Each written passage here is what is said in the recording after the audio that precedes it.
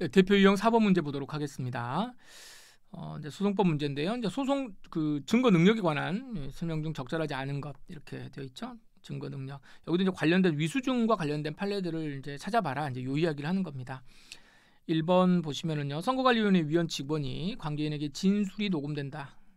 그리고 이제 유명한 판례입니다. 진술이 녹음된다는 사실을 알려주지 않고 녹음을 했다. 이렇다면은 쭉 이렇게 보시면은 결국 이제 뭐예요? 증거로 쓸 수 있느냐 없느냐 지금 이야기를 하는 건데, 자, 우리 형사동법에서 선거관리위원회 판례가 나오는데요.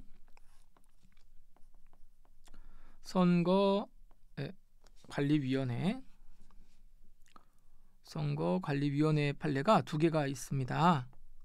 하나는 자 뭐냐면 진술 거부권을 고지하지 않은 경우. 진술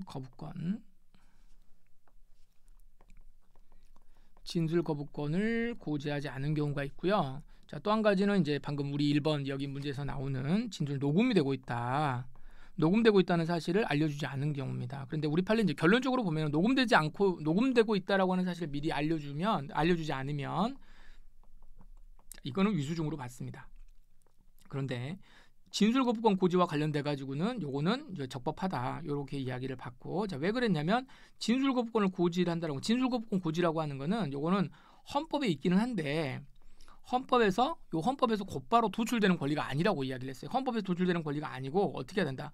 법률의 규정이 있어야 비로소 구체화되는 권리이다. 그런데 그 당시에 이 선거관리위원회법에서는 여기 뭐가 있었다? 진술거부권을 고지하라는 말이 없었다는 거예요. 없었으니까 이건 어쩔 수가 없었다. 그러니까 법률에 이게 인정이 안 돼 있었기 때문에, 그래서 설령 요 직원이 진술거부권을 고지하지 않았다고 하더라도 요거는 위법하게 수집한 증거라고는 볼 수가 없다라고 하는, 사실은 말도 안 되는 판례인 것 같아요. 당연히 진술거부권 고지를 해야 되지 않겠습니까? 선거관리위원회가 나름 그 수사권까지는 아니지만 전속고발권을 가지고 있기 때문에 이렇게 했어야 되는데, 제가 볼 때는 이건 조금 그랬지만 나중에는 이거 반성해가지고요, 이 판례가 나오니까 이제 법률에는 이제 지금 선거관리위원회 관련 법률에는 진술거부권을 고지하도록 되어 있습니다. 사실 이제 이게 바뀌었기 때문에요. 뭐 이제 출제에 별 의미까지는 없는데, 여기서 이제 더 중요한 거는 뭐냐면 진술 거부권이라고 하는 것 자체가 뭐 헌법에서 곧바로 도출되는 게 아니다. 이 판례가 더 중요할 것 같습니다. 그 내용들은요. 요거 두 개 구별해 가지고 보시고, 선거관리위원회 판례, 선거관리위원회에서 진술이 녹음된다. 녹음은 어떻게 되겠다? 증거로 쓸 수 없다. 요거 이제 맞는 지문. 자, 2번 보시면은요. 자, 형사정보 297조에서 변호인이 없는 피고인을 일시 퇴정하게 하고, 이제 뭐 변호인이 없는 피고인을 일시 퇴정하게 하고 증인 신문을 했답니다. 그리고 이제 피고인한테 들어왔어요. 피고인 들어오라 그러면 이제 이게 어떤 경우냐면은, 우리가 재판을 할 때 피고인이 이렇게 딱 있죠. 피고인이 있는데 이제 검사 쪽에서 누구를 데리고 왔냐면 증인을 데리고 왔단 말이에요. 근데 증인이 이제 증언을 해야 되는데 피고인이 같은 자리에 앉아 있으면 좀 그러니까 피고인 보고 어떻게 하라고 그랬어요? 너 나가 있어, 이렇게 말했단 말이에요. 근데 여긴 누가 없다. 변호인도 없어요. 변호인이 없으면은 피고인 나가버리면은 이제 만들어도 뭐게 돼요? 이렇게 되니까 자기들만의 리그가 되는 거죠. 신청한 사람은 검사이고 판사는 그거 물어보는 거고, 검사하고 증인은 지금 자기가 신청했으니까 서로 간에 이제 뭐 자기가 어느 정도 정리된 이야기들을 서로 이야기하지 않겠습니까? 결국은 피고인에게 불리한 내용을 또 이야기를 하겠죠. 그런데 이제 그렇게 하다 보니까 그렇게 할 건데 나가 있어라 그래가지고 이렇게 했단 말이에요. 퇴정하게 하고 증인 신문을 한 다음에 나중에 어떻게 하느냐, 피고인이 들어오게 되면, 자, 당신이 없을 때 증인이 이러이러한 말들을 했기 때문에 피고인은 거기에 대해서 뭐 또 질문하실 거 있으면, 증인에 대해서 질문할 거 있으면 말을 하세요. 이제 이렇게 갈 거래요. 그런데 뭐 했다는 거예요? 이거를 반대 신문의 기회를 부여하지 않았다. 반대 신문의 기회를 부여하지 아니하고 이렇게 했다라고 하는 것은 어떻게 된다? 여기에서 이제 이루어진 이 증인의 법정 진술은 뭐가 되겠어요? 당연히 증거 능력이 없겠죠. 예, 없는 게 맞습니다. 없을 여지가 있죠. 없을 여지가 있다라고 하는 건 어쨌든 간에 피고인이 반대 신문하지 않았다라고 하는 건 자기들끼리 짜고 쳤다라고 하는 것이 충분히 있다. 그런데 우리 판례는 이제 뭐라고 이야기를 하냐면, 그 다음 공판 기일에서 재판장이 이 증인 신문 결과 등을 공판 조서에다 적어가지고 이제 말을 했어요. 말을 했는데 피고인이 뭐라고 그랬냐면, 그때 뭐 들어보니까 별 문제 없습니다. 내가 설령 그 자리에 있었다고 하더라도 내가 뭐라고 따로따로 뭔가 이렇게 이의를 제기할 만한 내용은 없습니다. 뭐 그냥 그대로 가시죠. 이런 식으로 하면서 변경할 점과 이해할 점이 없다고 진술을 했다. 그랬으면 그 전에 실질적인 반대 신문의 기회를 부여받지 못하였다라고 하지만 이건 어떻게 된다? 사후에라도 문제를 삼으면은 충분히 문제 삼아가지고 뭔가 좀 조정을 할 텐데 피고인이 어떻게 했다? 그냥 뭐 내가 거기에 참여하지 않았다고 하더라도 문제 삼지 않겠다라고 변경할 정보가 이해할 점이 없다라고 이야기를 했다라고 한다면 뭐가 된다? 하자. 네, 여기 나와 있죠. 하자가 치유되느냐? 네, 하자가 치유된다고 볼 수 있다라고 보았던 우리 판례가 되겠습니다. 그래서 뭐 이 정도는 설령 앞에서 좀 위법한 것들도 있지만 증인신문 자체가 이게 만약에 여러분 그 수사기관에서 이루어진 거라면은 판례가 굉장히 엄격하게 보겠지만 여기 지금 주체가 누구예요? 증인신문이라고 하는 걸 한다고 하는 것 자체가 여기 주체가 누굽니까? 법원이 지금 하는 거죠. 그러니까 법원이 하는 건데 이 증거 수집을 그럼 법원이 한다는 거고 지금 피고인 증인이니까 이게 공판정에서 증언이 이게 들어왔다는 거잖아요. 설령 반대 신문을 하지 않았다고 하더라도 증인의 증언은 그냥 증거 능력이 있는 상태에서 법원이 그냥 이거를 믿느냐 안 믿느냐의 문제.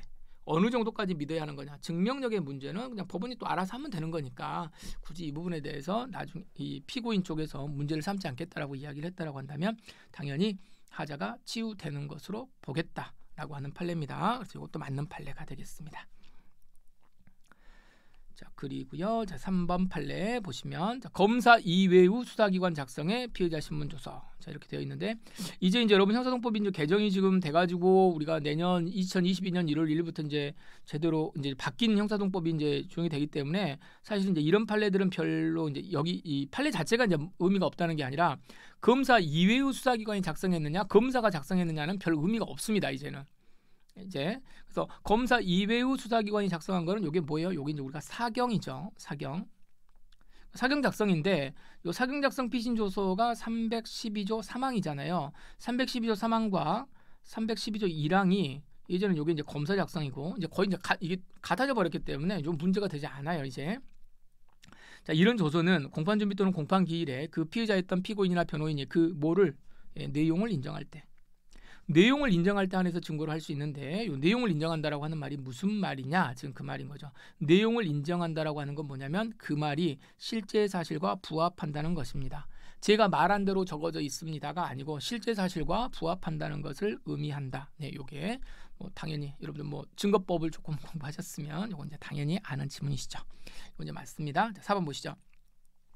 사법경찰관이 소유자 또는 보관자가 아닌 자로부터 자, 소유자 보관자 요거 이제 나왔습니다. 소유자 보관자가 아닌 자라고 나와 있으니까 요 사람들이 아닌 자라고 돼 있으니까 자 218조에서 임의 제출을 할 수 있는 사람인 건데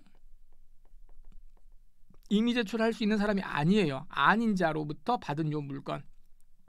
이 물건을 여기 받는 거는 당연히 여기 뭐가 되겠습니까? 위수중입니다.